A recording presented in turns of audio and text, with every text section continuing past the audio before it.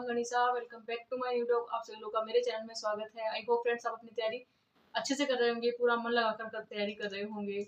और कल का मेरी वीडियो देखने के बाद में आपको थोड़ा सा तो मतलब थोड़ी सी हिम्मत आई होगी, थोड़ा सा अपने आप को आपने स्ट्रॉन्ग किया होगा कि हाँ, हमें चाहे कुछ भी हो जाए फालतू का स्ट्रेस नहीं लेना है और जो भी हमारी तैयारी है उसको धीरे धीरे करते जाना है। और ना हमको किसी से कंपेयर करना है कि हाँ, कोई हमसे इतना आगे निकल गया या हम उससे इतना पीछे रह गए। इन सब बातों में कुछ भी नहीं रखा है। इससे अच्छा तो ये है कि हमें हमारी पढ़ाई पर ध्यान देना है और बिना इधर-उधर की परवाह किए। तो बस सबसे पहले आपको ये कहना चाहती हूँ, अभी जून के महीने से हमारा नया टारगेट हम शुरू करेंगे और उसके अंदर आपको बस यही कहना चाहती हूँ कि हमारे बार-बार जो हमारा रिवीजन बच गया ना, उसको हम बार-बार करेंगे और साथ ही मॉडल टेस्ट पेपर देना शुरू करेंगे। कि आप स्पेशल महिलाओं को मैं कहूँ तो जैसे कि आप जो भी अपना काम करते आए हो, उनको आप आराम से करते रहिए, लेकिन फिर भी आपको पढ़ाई के लिए आराम से टाइम मिल जाएगा। 6 या 7 घंटे तो 7-8 घंटे तो आराम से हम निकाल लेंगे। घर के काम करने के साथ ही हम निकाल लेंगे। एक्चुअली वो होता क्या है कि ना, हमारे एक वो माइंड सेट हो गया है कि हाँ, बचपन से जब बचपन में छोटे थे और जब हमको जब घर के काम वगैरह ये सब करते थे, तो बस हमारा वही एक माइंडसेट हो गया कि हाँ, हमें बड़े होकर भी हमें इन्हीं कामों को करना है। बाकी कहना चाहूंगी कि हमें इन सब में उलझ के नहीं रहना है। इसके अलावा भी हमारी जिंदगी में बहुत कुछ है पाने के लिए, जिसको हमें पाने के लिए लगातार मेहनत करना है और खुद को बेहतर से बेहतर बनाने की कोशिश करनी है। लेकिन फिर भी कुछ फीमेल्स होती हैं जो इन्हीं कामों में उलझ के रह जाते हैं, घर गृहस्थी में या फालतू के ऐसे, मतलब इतनी सारी, वो कहते हैं कि घर घर गृहस्थी में फंसने के बाद में इंसान की इतनी सारी बातें होती है लाइफ के अंदर कि जिसे वो किसी को समझ मतलब बता भी नहीं सकते हैं, एक्सप्लेन भी नहीं कर सकते हैं। लेकिन फिर भी इन्हीं ऐसी परिस्थितियों के बावजूद ही बहुत सारी ऐसी महिलाएं हैं जिन्होंने अपने लाइफ में अपने लक्ष्य को हासिल किया है और वो ऊंचे ऊंचे पदों पर उन्होंने ऊंचे पद प्राप्त किए हैं समाज में। तो बस मैं यही कहना चाहती हूँ आपको कि हमारा जो भी हमको टाइम मिलता है ना, उसको हमें हमारी पढ़ाई में लगाना है बिना किसी की परवाह किए। और एक्चुअली में कई बार ऐसे भी आता है, बहुत सारे एस्पिरेंट के मन में आता होगा कि जो टॉपर्स होते हैं वो पता नहीं क्या ही करते होंगे जिससे कि वो टॉप कर जाते हैं हर एग्जाम में, उनका सिलेक्शन हो जाता है। मैं टॉपर्स की अगर एक सबसे सही बात बताऊं ना, कि उनकी सबसे अच्छी बात मुझे क्या लगती है, मैं ये नहीं कहती हूँ टॉपर्स डेली 18 घंटे 20 घंटे निकाल के पढ़ते हैं, ऐसा बिल्कुल भी नहीं होता है। टॉपर्स जो होते हैं ना, वो अपना एक टारगेट सेट करते हैं अपने माइंड में कि हाँ, मुझे इस गोल तक पहुंचना है, मेरा ये टारगेट है जो मुझे पूरा करना है। अपने लक्ष्य तक पहुंचने के लिए वो डेली कंसिस्टेंसी बनाकर चलते हैं। बस ये इसमें महत्व रखता है, हमारी जो नियमितता होती है, हमारा जो डेली रूटीन होता है, कैसे हम मैनेज कर रहे हैं, कैसे हमारे घर के काम के साथ में पढ़ाई कर रहे हैं, इन सबको मैनेज करते हुए चलते हैं। मैं ये कभी नहीं कहती कि वो 20-20 घंटे पढ़ाई करके टॉप कर लेते हैं, नहीं। उनका एक ही फॉर्मूला होता है, वो स्मार्ट स्टडी करते हैं और साथ ही में अपनी डेली कंसिस्टेंसी को बनाए रखते हैं। डेली मान लो किसी ने 9 घंटे पढ़ाई करने का सोच रखा है, तो वो रेगुलर 9 घंटे पढ़ाई करेंगे, उनके एक भी दिन पढ़ाई में ब्रेक नहीं आएगा। तो ये वाली बात जो होती है ना, वो उनको अपने लक्ष्य तक पहुंचाती है। जहां तक मुझे लगता है हमको भी यही करना है, हमें कंसिस्टेंसी बनाकर रखनी है। भले से एग्जाम हमारे पास में हो, एग्जाम हमसे थोड़ा सा दूर हो, नहीं टेंशन करनी है। सिर्फ हमें हमारे टॉपिक के बारे में सोचने हैं, हमारे सिलेबस को कंप्लीट करने के बारे में सोचना है। अभी हमारे माइंड में सिर्फ ये वाली बातें होनी चाहिए कि कैसे हम हमारे सिलेबस का ज़्यादा से ज़्यादा रिवीजन करें, कैसे हम इसको बार बार रिवाइज करें, कैसे हम स्मार्ट स्टडी करें कि इनको फटाफट हम रिवीजन कर सके, है ना। तो बेहतर तरीके से पढ़ाई करना है, बाकी किसी भी चीज़ की आपको परवाह नहीं करनी है।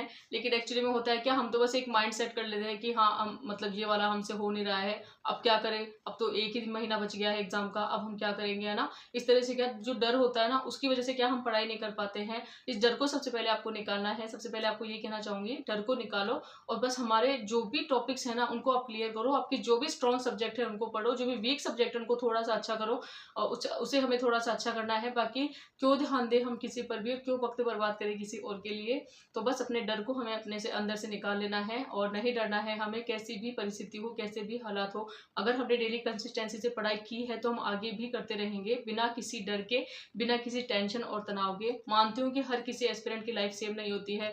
अभी का जो माहौल है सभी के घर में सेम नहीं है, किसी की कोई प्रॉब्लम होगी, किसी की कोई परेशानी होगी। लेकिन उसके बावजूद भी अगर आप पढ़ाई के लिए थोड़ा टाइम निकाल रहे हो ना, ये बहुत अच्छी बात है। हमेशा खुद के अंदर अपना खुद का प्लस पॉइंट देखने की कोशिश कीजिए, या खुद के अंदर ऐसी क्वालिटी ढूंढने की हाँ, हमारे अंदर ऐसा क्या बेस्ट है और हम क्या बेस्ट कर रहे हैं। ये मत हमें ये नहीं देखना है कि हाँ, उसने तो उतना कर लिया होगा। कभी दूसरों से हमें कंपेयर नहीं करना है, दूसरों से तुलना नहीं करनी है। जो भी इंसान दूसरों से तुलना करता है ना, वो एक्चुअली में लाइफ में बहुत परेशान होता है। इसलिए आपको कहना चाहती हूँ, अपने आप को कभी कंपेयर मत करना, किसी से भी तुलना करने की हमें कोई जरूरत नहीं है। एक लाइन हमेशा याद रखना कि मैं जो भी हूँ, जैसे भी हूँ, अपने आप में बेस्ट हूँ। और मैं बेहतर से बेहतर प्रयास कर सकता हूँ या कर सकती हूँ। इस लाइन को आपको याद रखनी है और बाकी डरना नहीं है। जैसे आपको डर लगे एक मॉडल टेस्ट पेपर उठाइए और उसको देना शुरू कीजिए। जैसे आपको लगे कि हाँ मेरे ये टॉपिक नहीं है कंप्लीट, उसको करना शुरू कीजिए। इस तरह से धीरे धीरे आपको करते जाना है। जो पीवाईक्यू है उनका बहुत ज़्यादा रोल होता है, आपको अच्छे से पता है। पीवाईक्यू वगैरह भी देखते रहिए। इसी तरह से आपको पढ़ाई करते रहना है बिना किसी डर के, बिना किसी झिझक के। अभी पूरा जो फोकस है ना आपका हमारे सिलेबस पर होना चाहिए आपका इस वक्त कि हाँ हमारा जो सिलेबस है उसको हम कैसे बार बार रिवाइज करें ना। तो पूरा आपका जो ध्यान है, पूरा फोकस आपका सिलेबस पर होना चाहिए, इधर उधर आपका ध्यान नहीं होना चाहिए। इस समय अगर हमने मन को भटका लिया ना तो मतलब वो हम संरक्षण इस अगर हमारा मन भटक गया कहीं भी मतलब भटक गया ना तो समझ लो हम सिलेक्शन से बहुत ज़्यादा पीछे हैं। तो सिलेक्शन तक पहुंचने के लिए हमें हमारे मन को स्थिर रखना जरूरी है, हमारे माइंड को स्थिर रखना जरूरी है। फालतू की बातें हमें माइंड में नहीं आने देना है, सिर्फ खुद के लक्ष्य पर ध्यान देना है, खुद के टारगेट पर ध्यान देना है। और सिलेबस जो पूरा करते हैं ना उसमें हमें रिवीजन पर ध्यान देना है। पढ़ने के बाद में भी जैसे मान लो होता है कि कई बार हमें याद नहीं होता है तो उनको वापस से रिकॉल करने की जरूरत है, फिर से हमें उनको रिवाइज करना है। ये सारी रणनीति हमें अपनानी है। बस स्मार्ट स्टडी यही होती है। बहुत से लोग सोचते होंगे स्मार्ट स्टडी क्या होती है। स्मार्ट स्टडी यही होती है, सबसे पहले तो कंसिस्टेंसी बना के रखनी पड़ती है, डेली रूटीन से हमें पढ़ना पड़ता है। और डेली रूटीन के पढ़ने के साथ ही हमें जो भी हमारे वीक पॉइंट होते हैं उनको धीरे धीरे मतलब प्रिपेयर करना पड़ता है। हमारे जो भी सब्जेक्ट वीक है उनको हमें अच्छे से प्रिपेयर करना पड़ता है। डेली पीवाईक्यू वगैरह देखने पड़ते हैं, मॉडल टेस्ट पेपर वगैरह देने पड़ते हैं। जो हमारे वीक पॉइंट रह गए हैं उनको फिर से तैयार करना पड़ता है। अगर हमें लगता है कि कुछ हम भूल गए हैं उनको हमें फिर से याद करना पड़ता है। तो ये सारी चीजें उनको बार बार रिविजन करना पड़ता है। जब तक हम बार बार रिविजन नहीं करेंगे ना तो बातें हमारे माइंड में नहीं रहेगी। तो बातों को हमारे जितने भी टॉपिक्स हैं उनको माइंड में स्थिर करने के लिए हमारे किसी भी टॉपिक को हमारे माइंड में स्थिर करने के लिए हमें उनको बार बार रिवाइज करने की जरूरत है। और समय बहुत कम है, मैं मानती हूँ अच्छे से। एसएसटी जो सब्जेक्ट है बहुत बड़ा है, बहुत लेंदी है, लेकिन फिर भी बिना किसी डर के हम तैयारी कर रहे हैं और हमने शून्य से शुरुआत की है तो हमें घबराना नहीं है। जब हम पहले ही नहीं घबराए तो क्या घबराएंगे। तो एग्जाम से 1 महीने पहले भी हमें नहीं घबराना है, खुश होकर पेपर देना है, नींद अच्छे से प्रॉपर लेना है, स्वास्थ्य का ध्यान रखना है। ये आपको मैं रोजाना कहती हूँ, हर एक वीडियो में बता रही हूँ।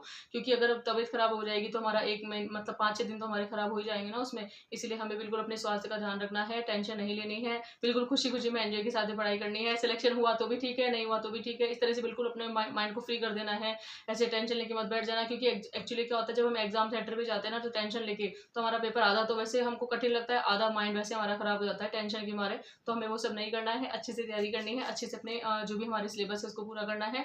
और आप लोग मेरी फैमिली का हिस्सा हो, इसलिए इंसान के तौर पर आपके साथ मैं ऐसी बातें शेयर करती हूँ। आई होप फ्रेंड्स आपको मेरा लोग पसंद आया होगा। पसंद आया हो और चैनल पर नए हो तो चैनल को लाइक शेयर एंड सब्सक्राइब कीजिए। और लास्ट में एक बात और कहना चाहूंगी, हमारा एक छोटा सा यूट्यूब चैनल है जिस पर हमें किसी से ईर्ष्या भाव नहीं रखना है, किसी से ईर्ष्या जलन नहीं रखनी है, किसी को नीचा नहीं दिखाना है, हर एक को सम्मान की नजरों से देखना है। तो बस इसी तरह से आपको लोग तैयारी करते रहे और मेरे चैनल के साथ में बने रहे। Thanks for watching.